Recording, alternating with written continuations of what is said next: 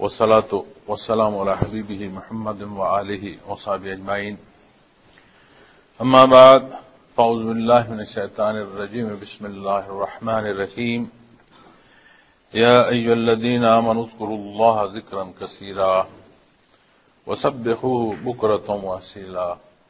اللهم سبحانك لا علم لنا إلا ما علمتنا إنك أنت العليم الحكيم. مولاي صل وسلم دائما أبدا على حبيبك من زانت به الأسر. قابل صد احترام سامعین کرام، السلام علیکم ورحمۃ اللہ وبرکاتہ.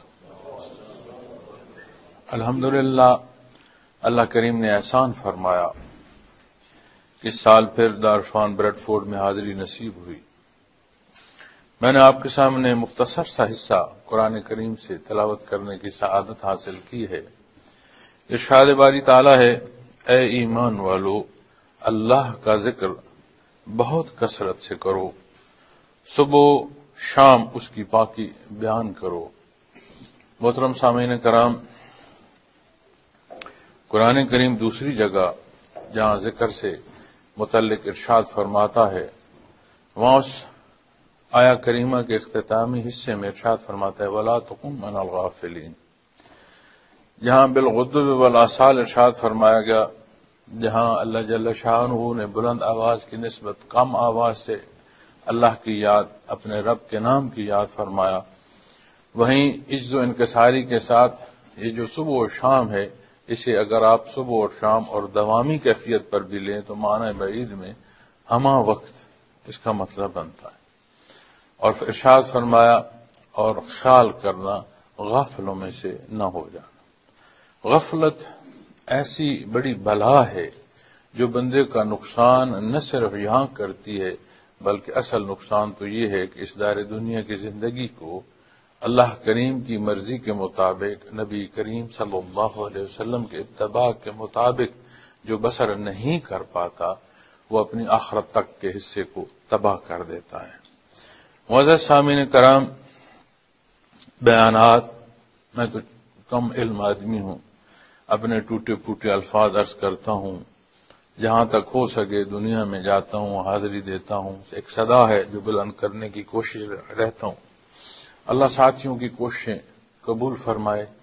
یہ سب کی ایک انفرادی نہیں اجتماعی کاوش ہے.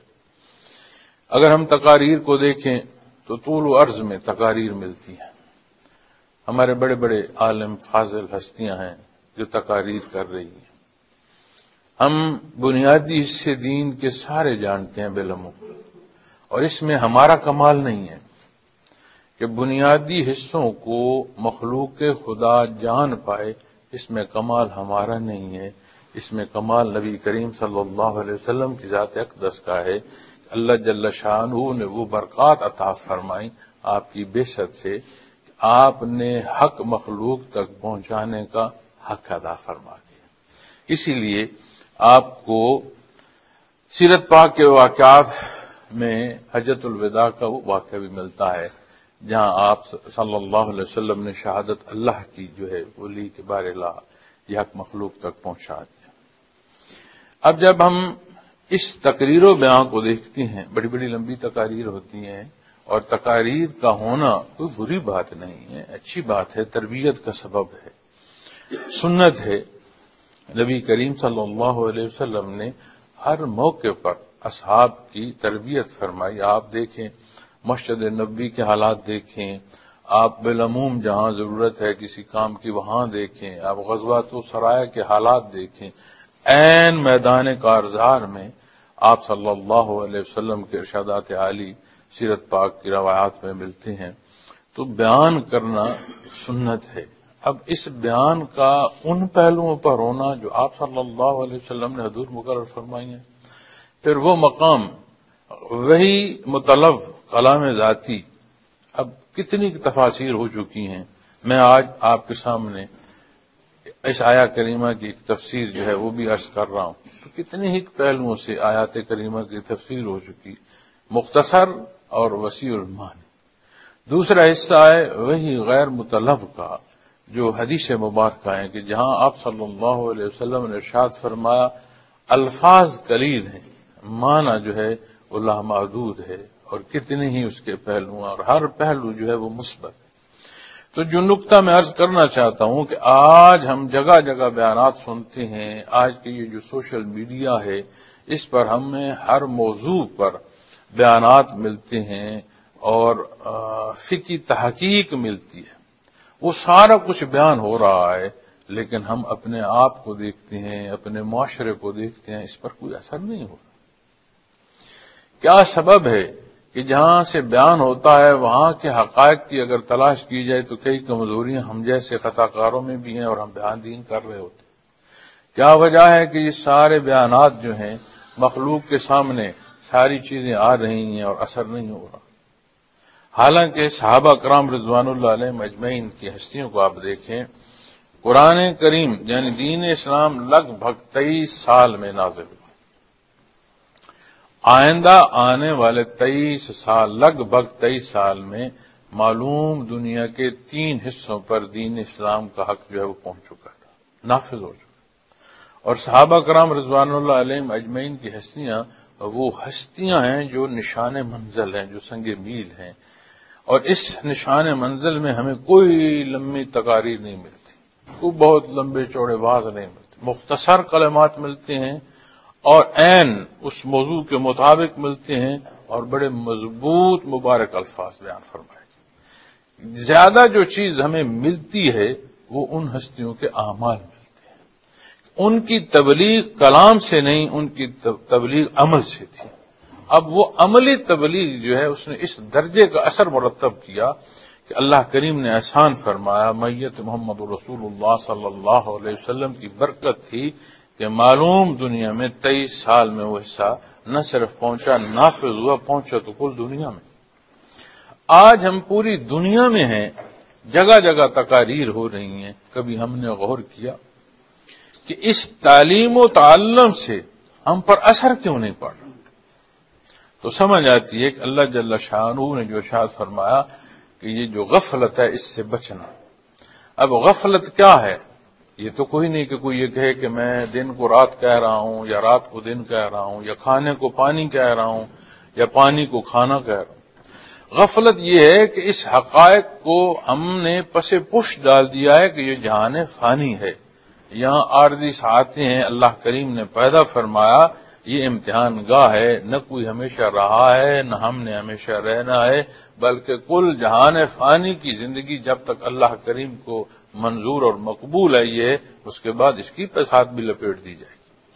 اصل مقام آخرت کا ہے۔ اب جب ہم یہاں اس موضوع پر بات کرتے ہیں کہ دنیا اصل نہیں ہے، یہ سفر کی جگہ ہے، مسافر کی طرح رہنا ہے، آخرت جو ہے وہ کلی جگہ ہے، وہ حتمی مقام، تو اس سے بعض دفعہ یہ پہلو لے لیا جاتا ہے کہ شاید علماء جو ہیں وہ کہہ رہے ہیں دنیا کو چھوڑ دو، ہم دنیا اپنے بچوں کو نہ پڑھائیں، ہم روزگار نہ کریں، دنیا کی ضروریات کو جمع نہ کریں تو ہماری زندگی تو کٹھن ہو جائے گی۔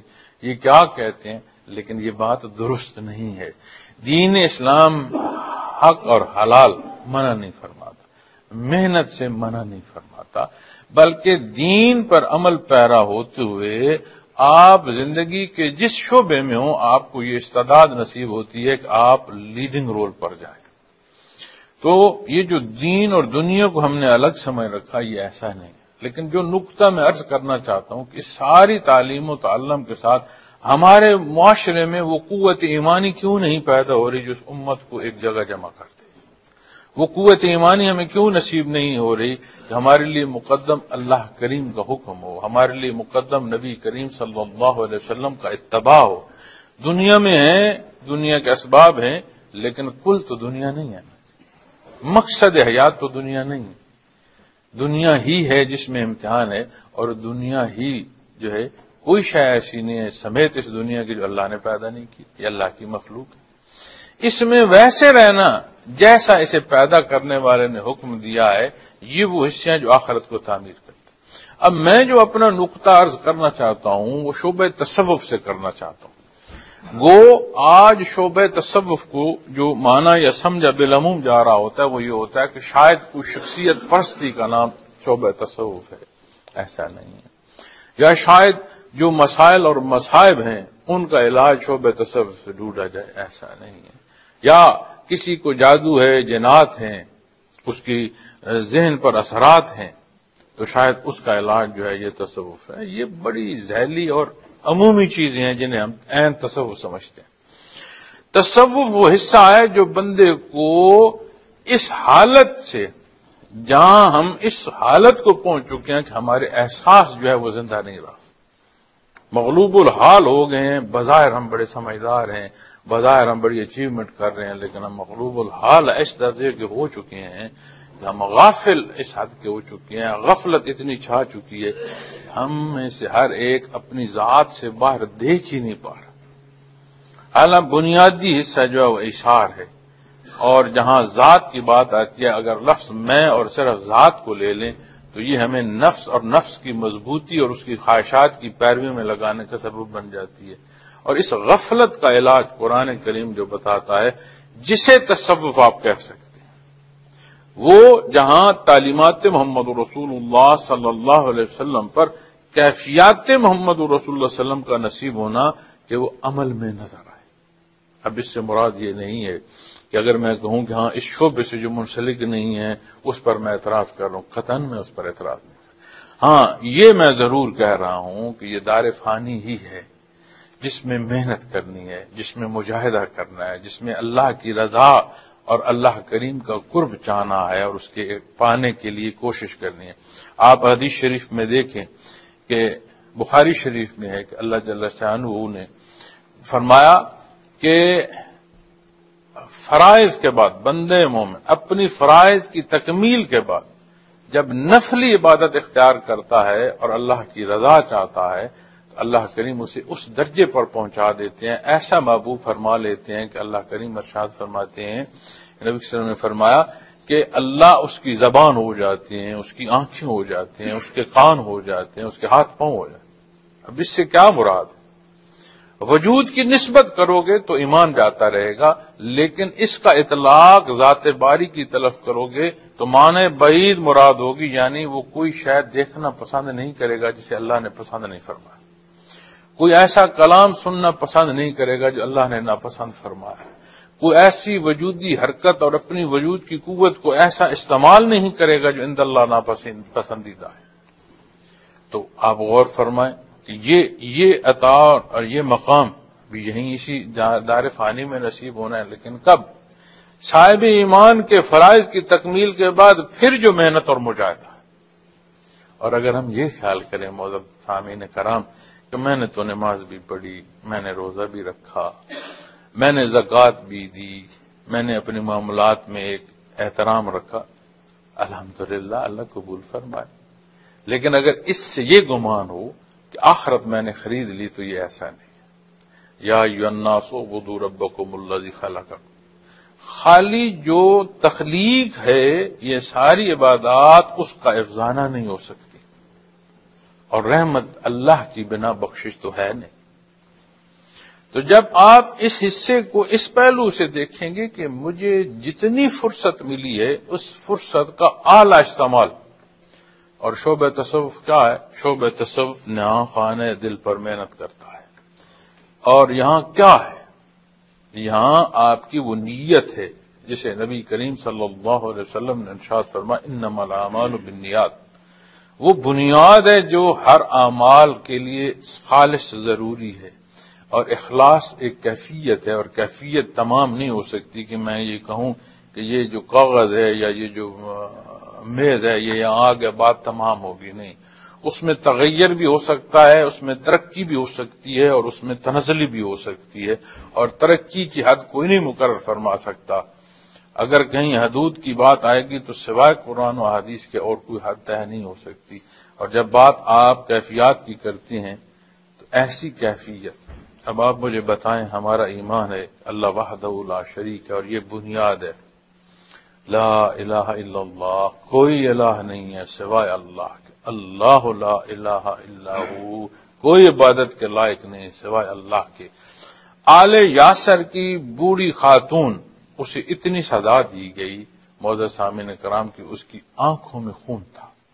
کہتے ہیں نا تکلیف ہو تو آنکھوں میں پانی آ گیا یا کوئی رو دیا، نہیں، اس خاتون کی مبارک آنکھوں میں مبارک خون تیر رہا تھا.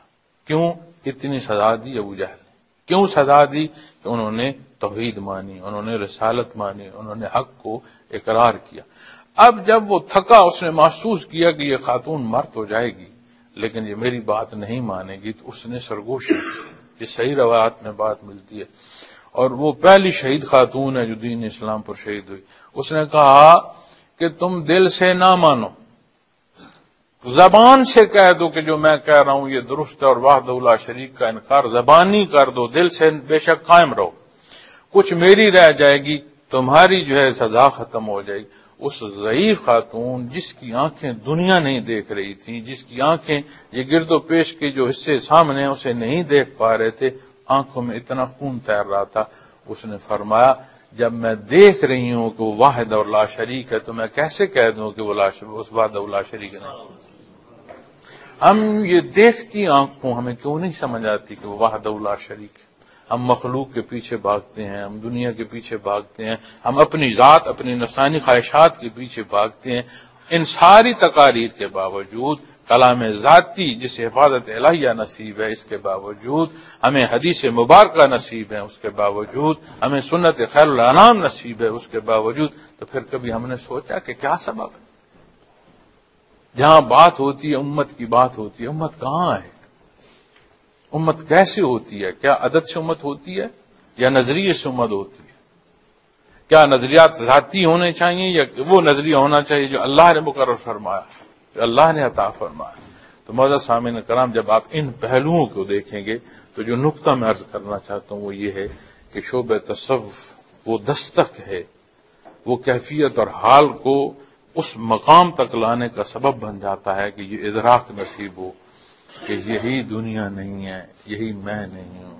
جہاں جو محنت کر رہا ہے اللہ اس کی محنت قبول فرمائے، اللہ اسے اجر اور ثواب عطا فرمائے، اللہ اسے استقامت عطا فرمائے، لیکن اسی رکوع و سجود کو اخلاص کی ترقی مزید شرف قبولیت کا سبب بنا دے گی. تو جو گزارش میں پیش کر رہا ہوں یہ بھی اللہ کی رضا کے لیے پیش کر رہا ہوں، یہ بھی خالص اتباع محمد رسول اللہ صلی اللہ علیہ وسلم کے لیے عرض کر رہا ہوں. معزز سامعین کرام، اور اللہ جل شانہ نے جب اپنی یاد کا بیان فرمایا، ذکر کثیر کا بیان فرمایا، کھڑے بیٹھے لیٹے ذکر کا بیان فرمایا، تو اگر ہم یہ خیال کریں کہ جو نماز ذکر ہے میرا بات ذکر کی پوری ہوگی، تو جو رب کائنات نے کھڑے بیٹھے لیٹے ذکر کا فرمایا، اگر میں یہ کہوں کہ میری تسبیحات جو ہیں اسے میں ذکر کی تکمیل سمجھوں کہ میں نے ذکر لسانی کر لیا، کلی معنوں میں میرا ذکر کی تکمیل ہو گئی، تو جو رب کائنات ابنڈنس ریمبرنس کا فرماتا ہے کہ جو ذکر کثیر فرماتا ہے اس کا جواب کہاں سے لائیں؟ یہ تب تک ممکن نہیں ہے کہ نیا خانے دل سے اللہ کا ذکر اٹھے اور وجود کا ذرہ ذرہ ذاکر نہ ہو جائے. ثم تلیل جلودہم وقلوبہم علی ذکر اللہ، یہ جو خال ہے اس سے لے کر نیا خانے دل تک ایک ایک وجود کا ذرہ ذاکر ہوگا تو یہ غفلت چٹے گی، ہم اس سے نکل پائیں گے، ہمیں ہوش آ پائے گا.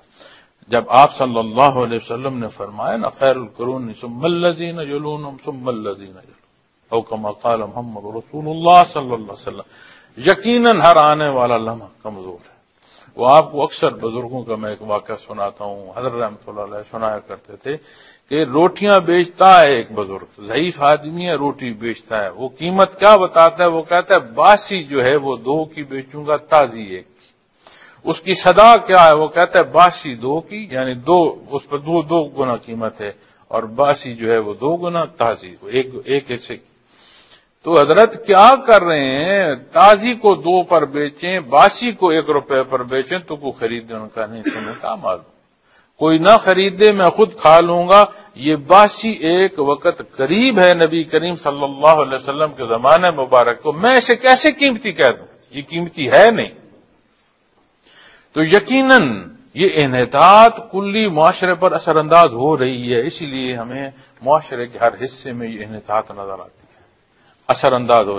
لیکن کیا اس سے یہ سمجھ لیا جائے کہ تعلیمات محمد رسول اللہ صلی اللہ علیہ وسلم اور برکات محمد رسول اللہ صلی اللہ علیہ وسلم کا انقطاع قطعاً نہیں ہے؟ ایسا ایک لحظے کو رحمت باری تعالیٰ کا انقطاع آ جائے، یہ زندگی عدم ہو جائے، ختم ہو جائے، کسی شے کا وجود نہ رہے.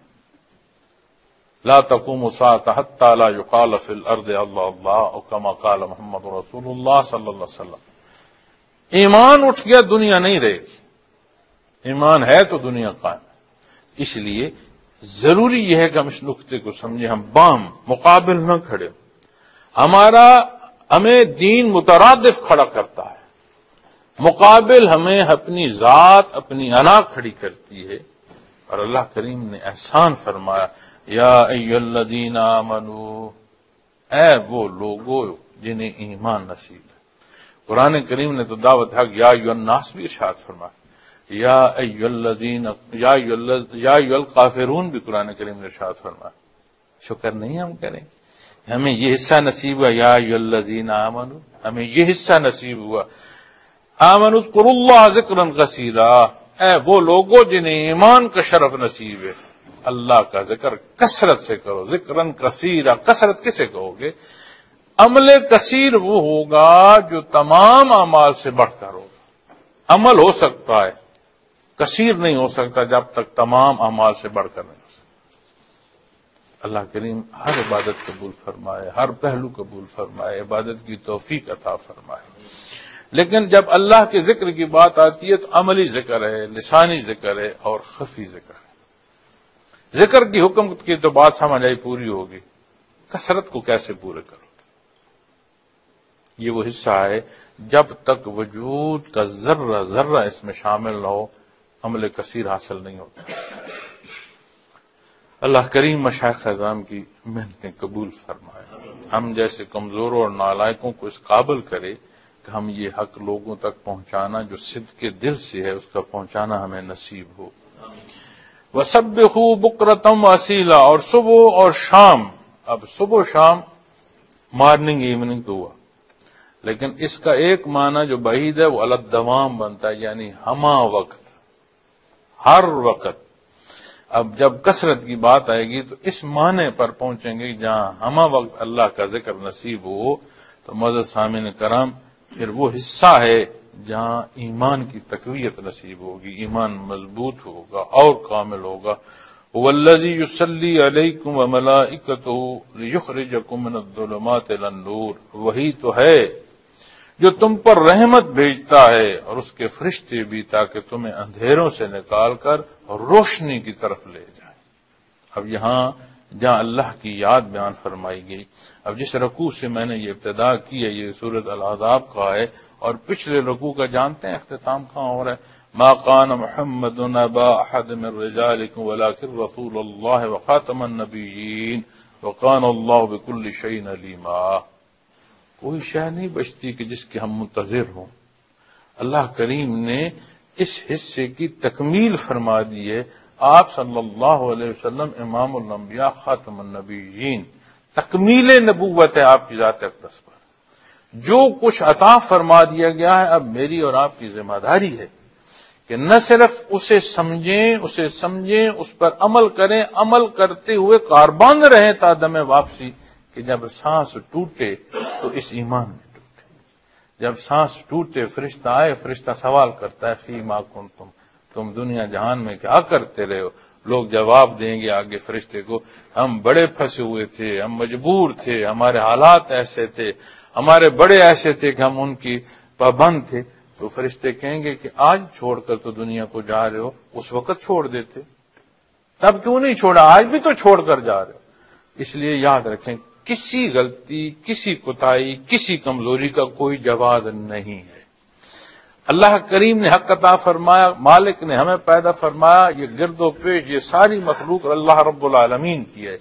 اس نے وہ حکم دیا ہے جو اختیار کرنے کی استطاعت عطا فرمائی ہے، اسے سمجھنے کی صلاحیت عطا فرمائی ہے، اور ہمارے لیے جگہ جگہ ذرائع اس نے پیدا فرما دیے ہیں کہ ہم نہ صرف جو دین بیان ہو رہا ہے نہ صرف اس کو، گرد و پیش کی جو مخلوق ہے طلوع و غروب کی نشانیوں سے اس کا حق سمجھ سکتے ہیں، یہ اس نے استعداد دی۔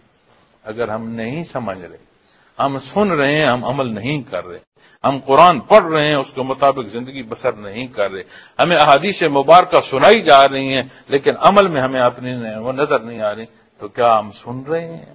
کیا ہم دیکھ رہے ہیں؟ کیا ہم پڑھ رہے ہیں؟ نہیں۔ سمجھ آتی ہے کہ ایسے غافل ہیں کہ ہم نے رواجات کی نظر دین کو کر دیا ہے، لیکن یہ وہ نقاط ہیں، شاید میرے الفاظ سخت ہوں لیکن یہ وہ الفاظ یا وہ انداز ہے جو ہماری ضرورت ہے. یہ وہ سختی نہیں ہو سکتی جو اس بے عملی کی صورت میں آخرت میں جا کر سختی دیکھنی پڑے گی. یہ وہ تنبیہ ہو سکتی ہے، وہ دستک ہو سکتی ہے جس کی ضرورت ہے. اور یاد رکھیں، اللہ کریم کی جو یاد ہے وہ بندے کو غفلت سے نکالتی ہے. اور اللہ کریم ارشاد فرماتے ہیں وہی تو ہے جو تم پر رحمت بھیجتا ہے. ہم سمجھتے ہیں کہ میں اپنے وجود جو ہے اسے رکوع سجود، تیرا وجود کہاں، تجھے تو پیدا اس نے فرمایا. تو کہتا ہے میں رکوع سجود کر رہا ہوں، یہ رکوع سجود کے لیے قابل اس نے تمہیں فرمایا، یہ اس کی توفیق سے کر رہا ہے، یہ بھی تیرا کمال نہیں. اس نے توفیق دی، اس نے مانا، اس نے چاہ کہ تو اس کے حضور سجدہ ریز ہو. یہدی الیہ من ینیب، تیرا حصہ انابت تھا، ہدایت وہ اس کی طرف سے ہوا، جسے چاہے عطا فرما دے، جسے نہ چاہے نہ دے. حدیث شریف میں آتا ہے کہ مخلوق کے قلوب اللہ کریم کی اس طرح ہاتھ میں ہے کہ وہ جس طرف چاہے اسے گھما دے. تو یہ کمال سجدہ ریز ہونے والے کا نہیں ہے، یہ اس کی عطا ہے کہ وہ سجدے کے قابل کر دے، کہ وہ سجدہ کرنے کی توفیق دے، پھر اس سجدے کو شرف قبولیت عطا فرمائے. وہی تو ہے جو تم پر رحمت بھیجتا ہے اور اس کے فرشتے بھی. اب آپ غور فرماؤ، اس کے فرشتے رحمت کیا بھیجیں گے ہم پر؟ وہ تو خود مخلوق ہے. تو سمجھ آئی کہ ان کی رحمت اس کے حضور دعا اور گڑ گڑانا ہے اس کی مخلوق کی معافی کے لیے. اور ان کی جرت نہیں ہے کہ وہ خود سے کریں، جو حکم ہے وہ کرنا. وہ ایسا غفور الرحیم ہے، اسے معاف کرنا جہاں محبوب ہے، اس نے اپنی نوری مخلوق کو کھڑا کیا ہے کہ میرے بندوں کی معافی کے لیے دعا کرتے رہو، ایسی دعائیں کرتے رہو جو تمہاری دعاؤں کو میں سبب بناؤں اور انہیں میں معاف فرماتا رہوں. تحب العفو، اسے محبوب ہے معاف فرما. اس کے باوجود مخلوق اس نے مقرر فرما دی جو دعائیں کرتی ہے. کبھی غور کیا جن کے لیے دعائیں ہو رہی ہیں، جنہیں معافی دی جا رہی ہے، وہ کون ہے؟ میں اور آپ. کیا یہ شرف نہیں؟ یا ایھا الذین آمنوا، سبحان اللہ، کتنی بڑی عطا، کتنا بڑا احسان ہے اس کا کہ ہمیں اس صاحب ایمان ہونا نصیب ہوا. الحمدللہ ثم الحمدللہ. اب جب یہ رحمت جسے نصیب ہوتی ہے وہ اندھیروں میں نہیں رہتا، وہ اجالے کی طرف اس کا سفر ہوتا ہے. اندھیرے سے اجالے کی طرف چل پڑتا ہے، یعنی کمزوریاں چھٹنا شروع ہو جاتی ہیں، وہ چھوڑنا شروع کر دیتا ہے. ورع، تقوی اور نیکی کی طرف اس کا سفر شروع ہو جاتا ہے. کیا میرے رکوع، میرے سجود ایسے ہیں کہ میرا سفر اس اندھیرے سے روشنی کی طرف ہے؟ ابھی رمضان المبارک گزرا، مہینوں کا سردار مہینہ، اس میں بخشش عام فرما دی گئی. عمومی عبادت کو فرائض کے درجے کی جو ہے اجر اور ثواب عطا فرما دی. اس میں شیاطین قید تھے. کیا عین رمضان المبارک میں میری جو سوچ، فکر اور عمل تھا میں اسے جسٹیفائی کر سکتا ہوں؟ کیا وہ برکات، وہ اجر اور ثواب مجھے اندھیروں سے نکال کر اجالوں کی طرف لا رہا ہے؟ میں آج اپنی سوچ، اپنے کلام، اپنے اعمال سے دیکھ سکتا ہوں. کسی کو کچھ کہنے کی ضرورت نہیں. ہم پر اپنا گریبان کافی ہے کہ ہم اپنے اندر جھانک کے دیکھیں ہم کہاں کھڑے ہیں، ہم کیا کر رہے ہیں، ہمارا انداز کلام کیا ہے، ہمارا انداز تخاطب کیا ہے. بحیثیت مسلمان جہاں ہمیں جانثاری چاہیے، ہم تقسیم سے تقسیم کیوں ہوتے جا رہے ہیں؟ جہاں بحیثیت قوم ہمیں ایک جگہ کھڑا ہونا چاہیے، ہمارے الفاظ ایسے سخت کیوں ہیں کہ جو سامنے والے کو قریب لانے کے بجائے ہم سے دور کر دیتے ہیں؟ ایسا کیوں ہے؟ وہ کہاں ہے ہمارا سفر جو ہمیں اندھیروں سے اجالے کی طرف لے جانے کا سبب ہے؟ وَقَانَ مِنَ الْمُؤْمِنِينَ رَحِيمًا، اور وہ ایمان والوں پر بڑا مہربان ہے. سبحان اللہ، سبحان اللہ. جب صفت رحمانیت کی بات آتی ہے تو یہاں صفت رحمانیت جو ہے وہ صاحب ایمان کو بیان فرمائی گی. صفت رحمانیت جو ہے بالعموم تمام خلائق کو نصیب ہو رہی ہے. صفت رحمیت پر جب علماء کرام بحث فرماتے ہیں وہ فرماتے ہیں صفت رحمیت وہ خاص حصہ ہے جو صرف ایمان والے کو نصیب ہے، نہ صرف یہاں آخرت میں اس کا حصہ بے ایمان کا نہیں ہوگا. دنیا میں یہ اللہ کی رحمت ہے کہ جو انکار کر رہا ہے اس کی زندگی کا انقطاع نہیں ہے، اسے خوراک میسر آ رہی ہے، اس کا وجود اس کی خوراک کو ہضم کر رہا ہے، وجود اس کی خوراک سے طاقت حاصل کر رہا ہے، ہر شے اس کی، اور وہ اس کی ذات کا انکار کر رہا ہے، اس نے انقطاع نہیں۔ بالعموم مائیت، بالعموم رحمانیت، اس سے کل مخلوق استفادہ کرتی ہے، لیکن بات جب اس دارالامتحان سے گزرے گی اور عمل کی کتاب بند ہو جائے گی، معزز سامعین کرام، پھر واپسی نہیں۔ یہی موقع ہے اپنے امور دنیا کے اچھے انجام دیں۔ جہاں آپ جاب کرتے ہیں اپنی پوری ایمانداری سے جاب کریں، وہ رزق حلال ہوگا، اور رزق حلال جو عین عبادت فرمائے۔ اپنے رزق کے حلال کے ساتھ طیب دیکھیں، وہ پاک ہو۔ اپنے انداز گفتار کو دیکھیں کہ میری گفتار سے کسی کی دل آزاری تو نہیں ہو رہی، کسی کی بہتری نہیں ہو سکتی تو اس کا برا تو نہ ہونا میرے الفاظ سے، میرے کردار سے، اور اگر ایسا ہو رہا ہے تو میں اپنا جائزہ لے رہا ہوں۔ اسی چیز کی ضرورت ہے اس امت کو کہ اس حق جسے ہم مان رہے ہیں اس پر ایسا عمل ہو کہ یہ ہمیں ایک جگہ پر لا کھڑا کرے۔ اور آپ کل دنیا میں گلوبلی دیکھ لیں کتنی تقسیم، وہ تقسیم ہی تو ہے کہ وہ جنہوں نے انصاف کے لیے کام کرنا تھا وہ مظلوم ہیں، اور اپنی مظلومیت پر بھی بول نہیں سکتے۔ اب آپ حالات دیکھ لیں، آپ غزہ کے حالات دیکھ لیں، کوئی وہ جو مسلمان نہیں ہے اس کے پاس بھی اس کی جسٹیفیکیشن نہیں ہے، جس کا جو دل ہے کر، کبھی غور فرمایا؟ جب تک ہم اپنے وجود کو اپنی ٹانگوں پر مضبوط کھڑا نہیں کریں گے ہماری آواز میں اثر نہیں ہوگا۔ اس کے لیے ضروری ہے کہ جو مانا یا الذین آمنو اسے کلی طور پر اختیار کریں۔ جینا ہے جیئیں، اللہ کے لیے جیئیں، معاملات زندگی کے گزاریں ویسے گزاریں جیسے نبی کریم صلی اللہ علیہ وسلم نے فرمایا۔ یہی جینا، یہی زندگی کا بسر کرنا نہ صرف یہاں کامیاب کرے گا، آخرت کی تعمیر کرے گا۔ اور آخر میں اپنی بات کو سمیٹتے ہوئے عرض کروں گا کہ شعبہ تصوف میں جو میں نے بات کی، ذکر اللہ کی میں نے بات کی، ہر سال عمل اپنے درجے میں ذکر ہے، اور سلسلہ نقشبندی اور ویسیہ میں جو طریقہ ذکر ہے اسے ذکر خفی کہتے ہیں۔ اللہ کے نام کی یاد ہے جس پر محنت کرائی جاتی ہے، اور اس سے مراد یہ نہیں ہے کہ بندے کو دنیا سے نکال کر کہیں الگ کر دیا جائے، بلکہ کوشش کی جاتی ہے کہ اللہ اللہ کرے، اپنی عبادات پوری کرے، اپنا حق حلال کھائے کمائے جس معاشرے میں رہتا۔ میں یہاں دوستوں سے کہتا ہوں، میں انہیں کہتا ہوں اس طرح محنت کرو کہ تم ٹیکس پیئر ہو، رادر دین کہ آپ ٹیکس پر گزارا کرنا شروع کر دو۔ اگر آپ صحت مند ہو، آپ محنت کرو، اس معاشرے میں آپ ایک مثبت کردار ادا کر رہے ہوگے، جو مسلم تو مسلم، غیر مسلم بھی مانے گا کہ نہیں اس کا عمل جو ہے وہ درست ہے۔ ہم کیوں دیکھیں کہ جہاں لا یا قانون ہے ہم نے ضرور اسے انحراف کرنا ہے، کیوں ہم دیکھیں؟ پھر آخر میں اپنے دوستوں سے یہ عرض کروں گا کہ اپنے ملک اور اپنے قوم کے لیے دعا کیا کریں، سخت الفاظ کی جگہ ایثار کو جگہ دیں، رائے دیں، رائے کو جھگڑے تک نہ لے جائیں۔ ہم بڑے تقسیم ہو چکے ہیں، اور اس کی تقسیم ہماری کمزوری کی صورت پیدا کرتی ہے، اور ہماری کمزوری ہمیں جگہ جگہ رذیل کرتی ہے، اور یہ ہم سارے اس میں سے اس طرح گزر رہے ہیں کہ اس کی پین میں نہیں سمجھتا کہ دنیا کے کس خطے میں کوئی رہتا اور اسے یہ تکلیف محسوس نہ ہو رہی ہو۔ لیکن اس کا حل یہ نہیں ہے کہ ہم باہم اعتراضات پر جائیں۔ مجھے میرے اللہ نے جو استعداد دی ہے میں اسے بروئے کار لا کر اپنی طرف سے اچھا کروں، اس لیے نہیں کہ مجھے کوئی تمغہ دے، اس لیے کہ میرا اللہ مجھ سے راضی ہو، اس لیے کہ یہ میری ذمہ داری ہے۔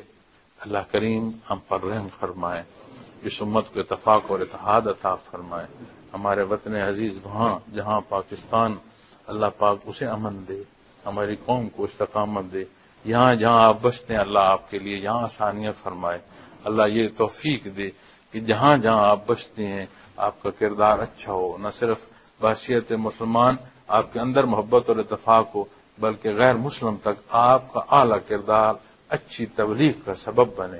وآخر دعوانا الحمدللہ رب العالمین۔